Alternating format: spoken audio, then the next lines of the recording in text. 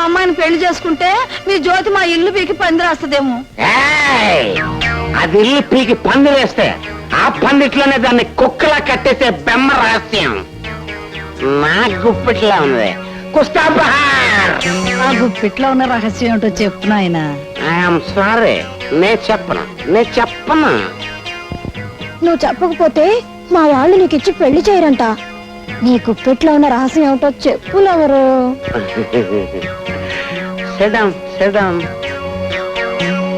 జాగ్రత్తగానండి, చూడండి నువ్వు కూడా జాగ్రత్తగా చెప్పు. చెంచలు చచ్చిపోయినని చెప్పి జ్యోతి దాని ప్రియుడు కలిసి నా చేత మా మామయ్యని బ్లాక్ మెయిలింగ్ చేయిస్తున్నారు. అసలు నిజం చెప్పాలంటే చెంచలు చచ్చిపోలేదు, బతికే ఉంది. అవును, బతికే ఉంది. నా కళ్ళతో చూశాను, బతికే ఉంది. పోయినా కొడక కొయ్, ఆ ఆడ కుదుర్చావని మేము అంతా చూసావురా. అదే పొరపాటు. అది చెంచల్ శవం కాదు, మరి? వేరే అమ్మాయి శవం.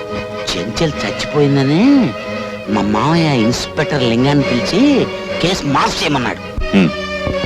ఎందుకు సార్? ఈ 10,000 ఖర్చు పెట్టి ఈ కేసు ఎవరి మీదైనా బనాయించు.